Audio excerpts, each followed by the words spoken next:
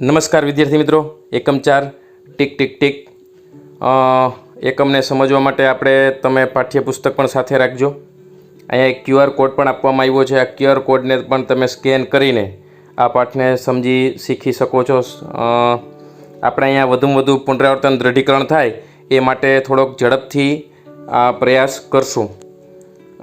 તમે જોઈ શકો છો કે પંકજ અને સાનિયા શાળાએથી કોનું ઘર વધારે દૂર છે તેની ચર્ચા કરી રહ્યા છે। એક ભાઈ ઊભા છે કરિયાણાની દુકાન પાસે, મારે શાળાએ પહોંચવા 5 મિનિટ જેટલો સમય જોઈએ।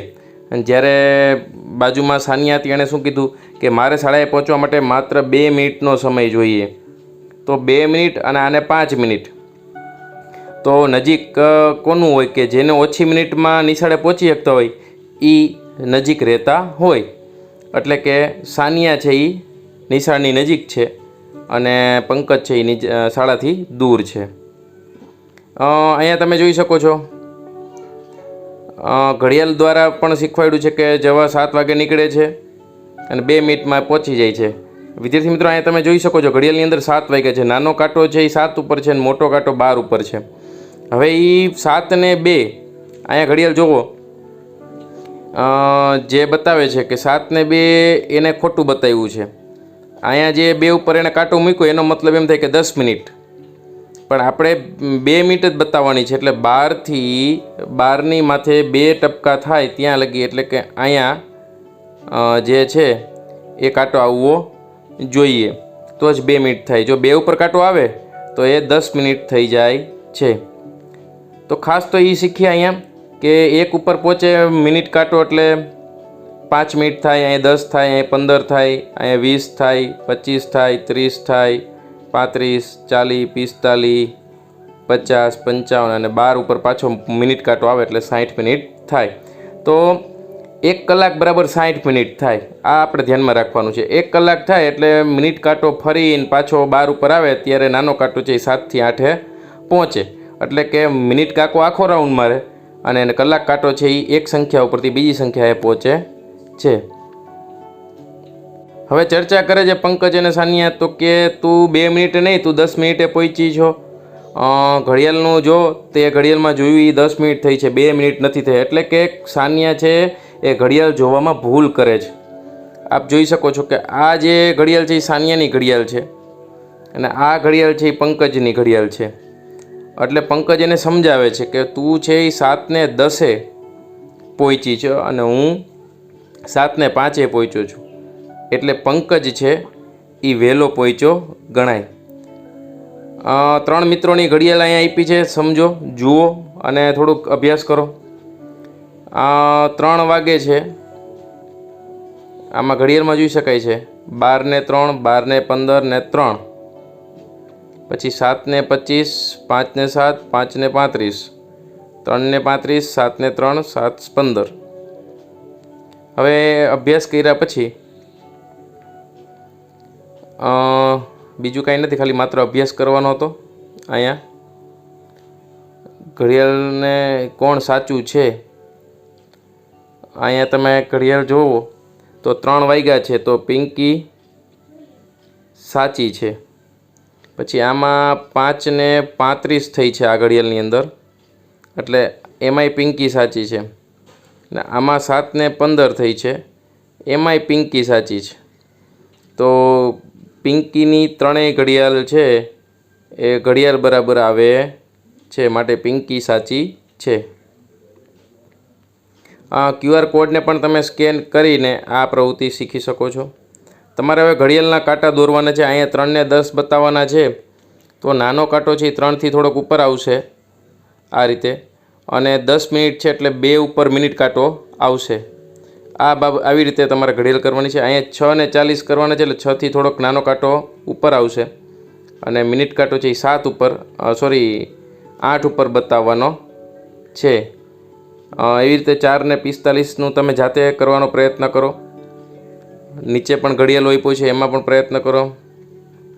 બાળ મિત્રો, અહીંયા થોડી ખાલી જગ્યા આપી છે કે સૂર્ય તમારા વિસ્તારમાં ક્યારે ઉગે છે, તો અંદાજિત સમય લખવાનો સવારે જ્યારે, અને આથમે છે એનો સમય પણ લખવાનો છે અને અહીંયા ઘડિયાળમાં પણ દર્શાવવાનો છે। વહેલી સવારે સૂર્ય 6 વાગે ઉગે છે, 6:30, 7, 7:15 તમે જોયું હોય અથવા મમ્મી પપ્પાએ જોયું હોય તો એને પૂછીને પણ લખી શકાય છે. એટલે હાથમે છે તો એ આપણે જોઈ શકીએ છીએ, તો એના આધારે તમે લખી શકો છો. મિત્રો અહીંયા એક એફિલ ટાવર આપ્યું છે. આ એફિલ ટાવર છે એ ફ્રાન્સમાં પેરિસ શહેરમાં છે. અને એક પ્રશ્ન પણ છે કે રાત્રે 9 વાગ્યા પછી સૂર્ય હાથમે છે. અને આ ફોટો રાત્રિના સમયે લેવામાં આવેલો છે, પરંતુ શિયાળામાં સાંજના 4 વાગ્યાથી અંધારું થાય છે. તો જોઈ શકો ઉનાળામાં રાત્રે 9 વાગ્યા પછી સૂર્ય હાથમે છે અને શિયાળામાં 4 વાગે અંધારું થઈ જાય છે. હવે અહીંયા તમે કહો અને મિનિટ કાંટાને ખસતા કેટલો સમય લાગશે. તો તમે જોઈ શકો છો કે પહેલી ઘડિયાળમાં 3:35 આપી છે અને બીજી ઘડિયાળમાં 3:50 થાય છે. તો 50માંથી 35 તમે બાદ કરો, 50માંથી 35 બાદ કરવાના એટલે જે આવે એટલો સમયનો મિનિટને ખસતા લાગે. ટૂંકમાં બે વચ્ચેનો તફાવત તમારે જોવાનો છે. આમાં જે છે 1:30 સોરી 1:10 છે, નાનો કાંટો 6 ઉપર છે એટલે 6:05 થશે. પછી છે 6:15, તો 6:05 વચ્ચે 2 ટપકા અને અહીંયા 6:15.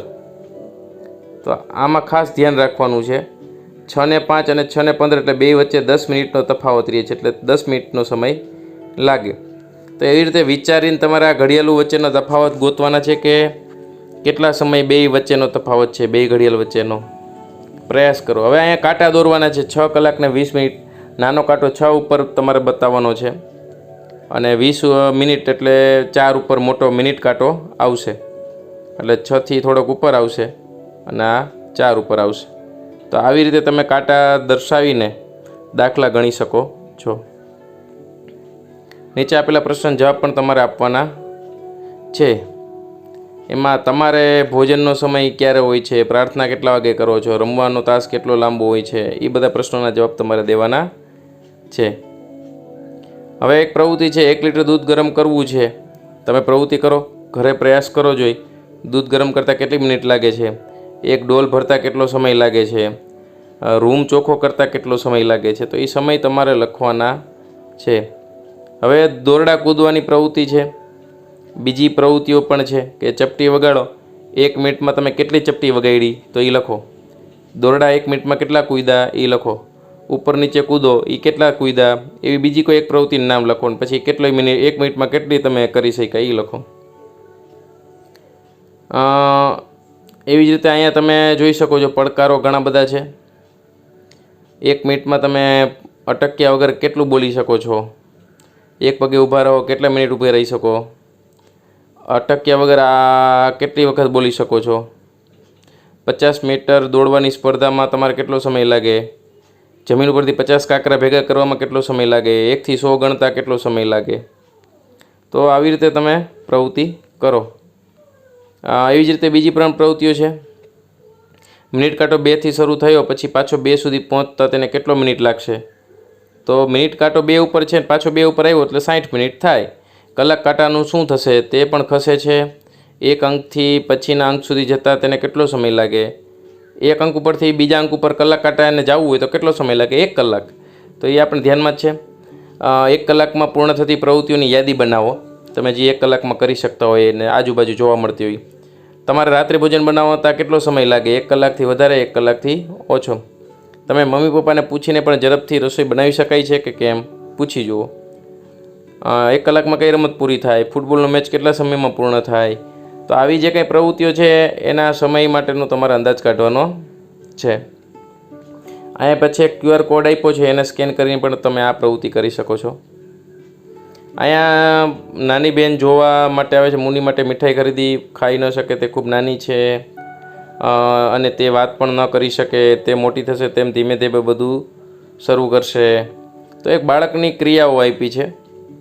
અહીંયા જાન્યુઆરી, ફેબ્રુઆરી, માર્ચ મહિનાઓના નામ ટૂંકમાં લખ્યા છે, જોઈ શકો છો. રોજનીસીના કેટલાક પાના તમને આપ્યા છે. રાનીની રોજનીસીમાં એમાં લખ્યું છે કે 5 માર્ચ 2005 જન્મ થયો, 15 સપ્ટેમ્બર 2005 મુનિને પ્રથમ દાંત આવ્યો, 10 નવેમ્બર 2005 મુનિ બેસતા શીખી, ભાખોડિયા કરતાં 20 નવેમ્બર 2005 શીખી, એવી રીતે જાન્યુઆરી 5, 2006માં મુનિ ઊભા રહેતા શીખી, સપ્ટેમ્બર 5, 2005માં કેળું ખાધું, 2006માં ફેબ્રુઆરીમાં ચાલવાનું શરૂ કર્યું. તો એનો જીવન જે કાળ છે એને આધારે તમારે અહીંયા બધી વખત વસ્તુઓ લખવાની છે. એના આધારે તમને લખતા પણ આવડી જશે. હવે ગલુડિયું છે એની વાત છે. રાણી પાસે જે ગલુડિયું છે એ 2 અઠવાડિયા પછી તેણે તેની આંખો ખોલી, તેને આ પ્રમાણે વિકાસ કર્યો. 3 અઠવાડિયા પછી પેલો દાંત આવ્યો, ખાવાનું શરૂ કર્યું. 4 અઠવાડિયા પછી તે આસપાસ માંડ ચાલવાનું શરૂ કર્યું. 7 મહિના પછી તે દાંત આવી ગયા, બધા દાંત આવી ગયા. 1 વર્ષ પછી તે મોટું કૂતરું બન્યું અને તેને પોતાના ગલુડિયા હતા 1 વર્ષ પછી. હવે આ કૂતરાના જીવનકાળની નોંધ તમારી નોટબુકમાં કરવાની છે. તો મુનિની ઉંમર, ગલુડિયાની ઉંમર, આ બધું તમારે અહીંયા લખવાનું છે બેના આધારે. એવી જ રીતે વિદ્યાર્થી મિત્રો અહીંયા તમે જુઓ, મરઘી, ગાય, પક્ષી વિકાસની ચર્ચા કરો. કોણ વહેલા ઝડપથી વિકાસ પામે? મરઘી વિકાસ પામે, પક્ષી વિકાસ પામે, ગાય વિકાસ પામે, અને મોટા પ્રાણી તેના બચ્ચાનું ચિત્ર પણ તમે દોરી શકો છો. દાદાજીની અવસ્થાના ચિત્રો આપેલા છે, તેમાંથી તમને સૌથી વૃદ્ધ કોણ લાગે છે? તો આ ચિત્ર જુઓ, 70 વર્ષના દાદાજી છે, 2 વર્ષના ઉંદર છે, અને અપ્પુ હાથીના દાદાજી 95 વર્ષના છે. તો તમે કહી શકો કે કોણ વધારે મોટી ઉંમરના છે. એના આધારે તમારા પ્રશ્નના જવાબ લખવાના છે. અહીંયા QR કોડને પણ તમે સ્કેન કરી શકો છો અને વિશેષ માહિતી પણ મેળવી શકો છો. રજાની મજાની વાત છે. અહીંયા અલીની રજાઓ શરૂ થઈ ગઈ હતી. તેણે ઘણો ઉત્સાહી હતો. તેણે સુંદર આયોજન કર્યું હતું. તે પોતાના પિતરાઈ શબાનાને કહેવા માગતો હતો. તેણે એક પત્ર લખ્યો. એ પત્ર લખ્યો છે, સાંભળીએ. અજમેર, 7/5/18. વાલી મોટી બેન શબાના, હેલો, તમે કેમ છો? હું મજામાં છું. મોટી બેન, મારી રજાઓ આજથી શરૂ થાય છે. હું મારી નાનીના ઘરે 10/5/18ના રોજ જવાનો છું. હું 20/5/18ના રોજ પાછો આવીશ. મારી શાળા 4/6/18ના રોજ ખુલશે. તમારે ક્યારે રજાઓ પડે છે? તમે અહીં ન આવી શકો? આપણે ખૂબ મજા કરીશું. હવે નાગપુરથી પાછો શબાનાનો પત્ર છે, એ લખે છે 13/5/18ના રોજ. એને 14/5/18 અહીં જવાબ આપે છે કે હું અહીં મજામાં છું. ગઈકાલે મને તારો પત્ર મળ્યો. મજાની રજાઓ. મારી શાળા 1 જૂન 18થી રજાઓ પડે છે. 10 ઓગસ્ટના રોજ ખુલશે. હું શાળાના પ્રવાસમાં ગોવા જઈશ. 7/6/18 એ પાછી આવીશ અને ત્યાર પછી અજમેર આવવાનો પ્રયત્ન કરીશ. આવજે. તો એણે જવાબ આપ્યો. તો હવે જે કંઈ અંકોની તારીખોનો પત્રમાં જે કંઈ આવ્યું છે એના આધારે તમારે થોડાક પ્રશ્ન જવાબને લખવાનું છે. તારીખને આપણે આવી રીતે પણ લખીએ. 10 તારીખ છે તો 10 તારીખ, પછી વચ્ચે 5મો મહિનો એટલે મે મહિનો કહેવાય, તો મે મહિનો પણ લખી શકીએ ને 2018. આ ઉપરાંત બીજી રીતે પણ લખી શકાય. પહેલાં મહિનો લખીએ, પછી તારીખ લખીએ, પછી વર્ષ લખીએ. પહેલાં વર્ષ લખીએ, પછી તારીખ લખી, છેલ્લે મહિનો લખી. પહેલાં વર્ષ લખીએ, વચ્ચે મહિનો, છેલ્લે તારીખ. તો જુદી જુદી રીતે ઘણી રીતે લખી શકાય છે. તમારે એને એ રીતે લખવું હોય એ રીતે લખી શકાય.